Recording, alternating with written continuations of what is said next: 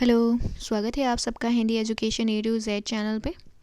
आज की इस क्लास में हम बात करने जा रहे हैं शब्द रचना से जुड़े पहलुओं पे, जैसे कि शब्द रचना से जुड़े हुए जो बिंदु हैं संधि, समास, उपसर्ग और प्रत्यय, इन सभी पर हम सिलसिलेवार ढंग से क्रमबद्ध रूप से बात करेंगे। आज की इस क्लास में हम शुरू करने जा रहे हैं संधि। संधि का यह पहला भाग है, तो आइए शुरू करते हैं आज की क्लास। संधि जो शब्द है यह सम जोड़ धी के योग से बना हुआ है। स हलंत म, हलंत ध और र छोटी ई। यहाँ पर हलंत का निशान होना चाहिए।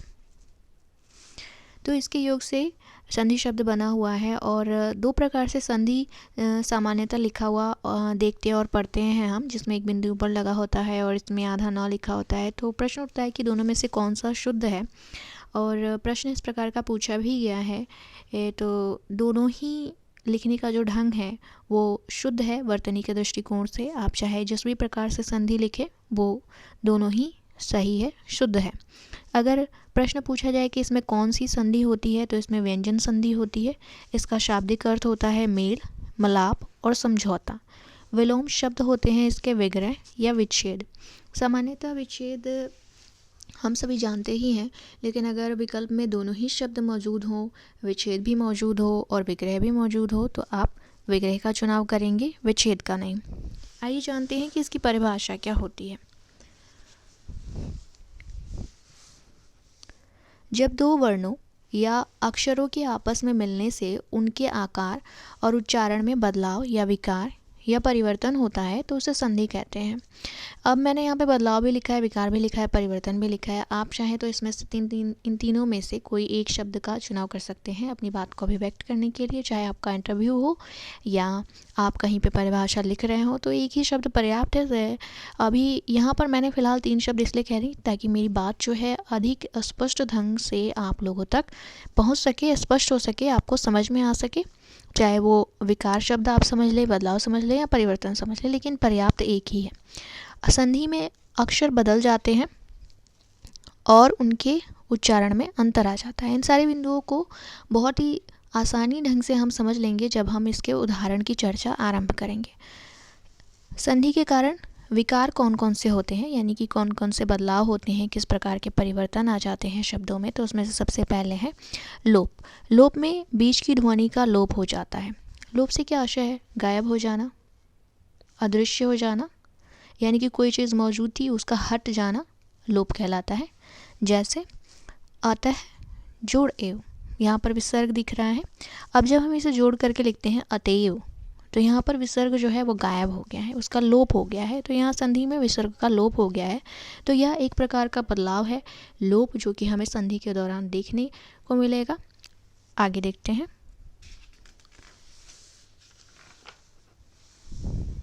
दूसरा है आगम।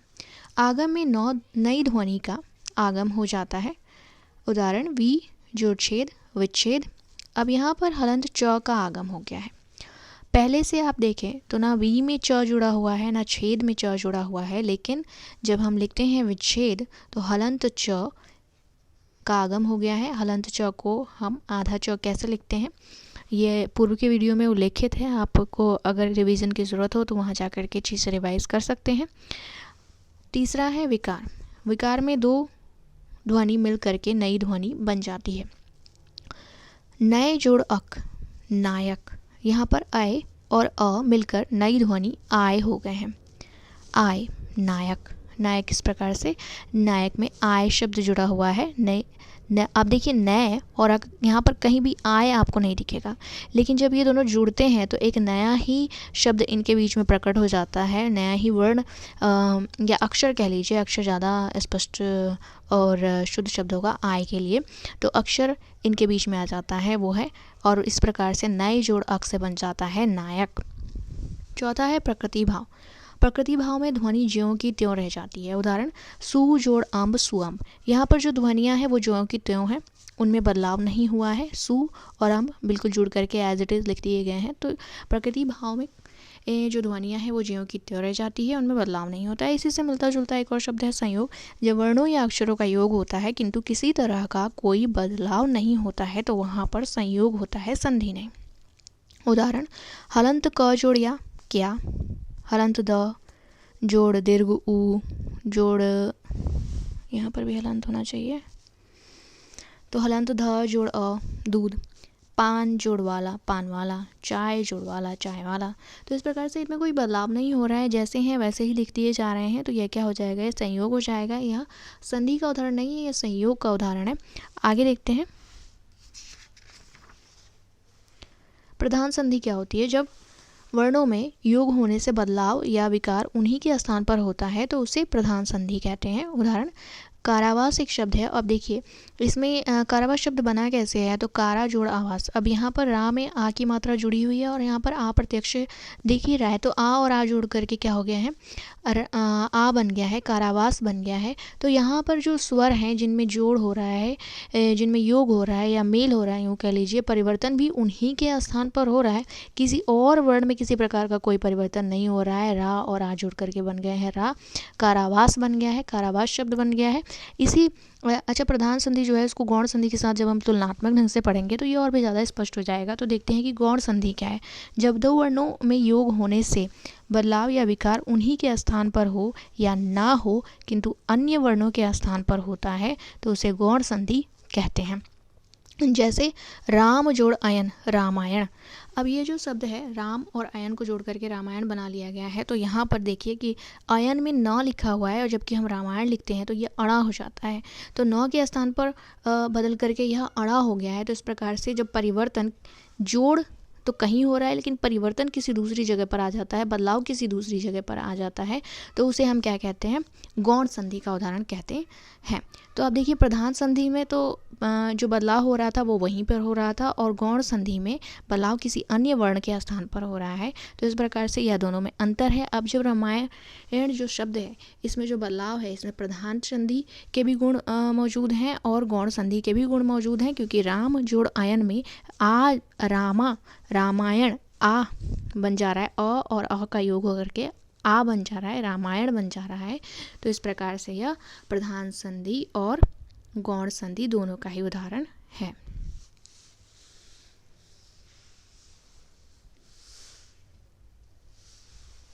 आगे देखते हैं, संधि के भेद की बात करते हैं। तो संधि के 3 भेद होते हैं या संधि 3 प्रकार की होती है। कौन कौन सी? स्वर संधि, व्यंजन संधि और विसर्ग संधि। देखते हैं कि स्वर संधि क्या होती है। परिभाषा, जब दो स्वरों के मेल या योग से विकार होता है तो वहाँ स्वर संधि होता है। उदाहरण, आ और आ ये दोनों ही स्वर हैं। तथा जोड़ अपी, था में देखिए आ की मात्रा जुड़ी हुई है और आ यहाँ पर प्रत्यक्ष दिख ही रहा है, तो तथा जोड़ अपी क्या हो गया, तथापि। यह उदाहरण है स्वर संधि का।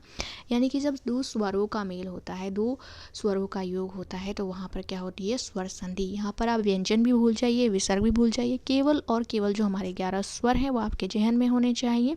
मैं फिर से अपनी एक बात आप लोगों के ध्यान में ला दूँ कि अगर वर्ण से जुड़ा हुआ किसी प्रकार का आपके मन में संशय है या लगता है कि कुछ रिवीजन की ज़रूरत है तो इसी चैनल पे जो प्लेलिस्ट में वीडियोस हैं वर्ण से जुड़े हुए उनको एक बार आप रिवाइज कर लें। और संधि में अगर किसी प्रकार की कोई दिक्कत आ रही होगी तो वहाँ से शॉर्ट आउट हो जाएगी आपकी दिक्कत। तो ये आपके लिए एक सुझाव है छोटा सा। आगे देखते हैं, स्वर संधि के भेद। स्वर संधि के 5 भेद हैं। कौन कौन से? दीर्घ संधि, गुण संधि, वृद्धि संधि, यण संधि और अयादि संधि। सबसे पहले हम जानते हैं कि दीर्घ संधि क्या होती है। जब अ, आ, ई दीर्घी, ऊ दीर्घू अपने ही समान या सजातीय स्वर से योग करते हैं और उस योग से क्रमशः आ, दीर्घी, दीर्घ ऊ की प्राप्ति होती है तो उसे दीर्घ संधि कहते हैं। देखिए, अ या आ में जुड़ रहा है, अ या आ तो क्या बन जा रहा है, आ बन जा रहा है। ई दीर्घी का योग हो रहा है ई दीर्घी से तो बन जाएगा दीर्घी। ऊ दीर्घू का योग हो रहा है ऊ दीर्घू से तो बन जाएगा दीर्घू। इससे संबंधित उदाहरण देखते हैं। ह्रस्व एवं दीर्घ आकार की संधि। अब पूर्व के वीडियो में हमने जाना है कि किसी भी वर्ण को उच्चारण करने का तरीका होता है कि हम उसमें कार प्रत्यय जोड़ करके उसका उच्चारण करते हैं। तो इसी तरह से यहाँ पर आकार लिखा हुआ है, कार प्रत्यय जुड़ा हुआ है, आकार की संधि ह्रस्व या दीर्घ आकार की संधि। तो ह्रस्व क्या होता है, दीर्घ क्या होता है, एक बार मैं पुनः आपको याद दिला देती हूँ कि जो ह्रस्व स्वर होते हैं उनके उच्चारण में 1 मात्रा का समय लगता है, और जो दीर्घ स्वर होते हैं उनके उच्चारण में 2 मात्रा का समय लगता है। ह्रस्व स्वरों की कुल संख्या 4 होती है, अ, छोटी ई, छोटा ऊ और री। और दीर्घ स्वरों की संख्या 7 होती है, जिसमें आ, दीर्घ ई, दीर्घ ऊ, ए, ऐ, ओ, औ ये शामिल होते हैं। तो देखते हैं, यहाँ पर आकार संधि की बात हो रही है, ह्रस्व और दीर्घ आकार। अ जोड़ अ क्या हो जाएगा? आ हो जाएगा। इसका उदाहरण है ज्ञान जोड़ अभाव, ज्ञानाभाव। अ जोड़ आ बन जाएगा। धर्म जोड़ आत्मा, धर्मात्मा। आ जोड़ आ हो जाएगा। तथा जोड़ अपि, तथापि। आ जोड़ आ हो जाएगा। कारा जोड़ आवास, कारावास। ह्रस्व एवं दीर्घ ईकार की संधि से जुड़ा हुआ उदाहरण, ई जोड़ दीर्घ ई, माफ कीजिए, ई जोड़ ई, दीर्घ ई हो जाएगा। रवि जोड़ इंद्र, रविंद्र। ई दीर्घ ई जुड़ करके दीर्घ ई बन जाएगा। गिरी जोड़ ईस, गिरीश। दीर्घ ई और ई जोड़ करके दीर्घ ई हो जाएगा। मही जोड़ इंद्र, महेंद्र। दीर्घ ई और दीर्घ ई जुड़ करके दीर्घ ई हो जाएंगे। मही जोड़ ईश्वर, महीश्वर हो जाएगा।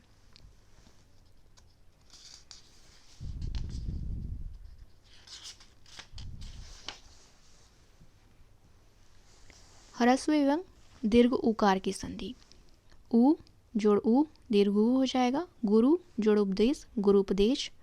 उ दीर्घ उ जुड़ करके दीर्घ उ हो जाएंगे। लघु जोड़ ऊर्मी, लघुर्मी हो जाएगा। उ दीर्घ उ जोड़ उ हो जाएंगे दीर्घ उ। बधु जोड़ उत्सव, बधुत्सव। दीर्घ उ और दीर्घ उ जोड़ करके हो जाएगा दीर्घ उ। भू जोड़ ऊर्ध्व, भूर्ध्व। तो इस प्रकार से हमने ये जो संधि से संबंधित पहला वीडियो है, इसके अंतर्गत संधि क्या है और संधि के भेद क्या है, संधि का विलोम शब्द क्या होता है, संधि के शाब्दिक अर्थ क्या होता है, इन पहलुओं को जाना। और स्वर संधि की चर्चा हमने शुरू कर दी है। इससे जुड़े हुए अगले बिंदुओं को मैं अगले वीडियो के माध्यम से आपके सामने प्रस्तुत करूंगी। तो आशा करती हूँ कि ये वीडियो आपको पसंद आया हो, आपके लिए लाभकारी हो। प्लीज़ वीडियो को शेयर करें, लाइक करें। अगले आने वाले वीडियोस के लिए चैनल को सब्सक्राइब करें।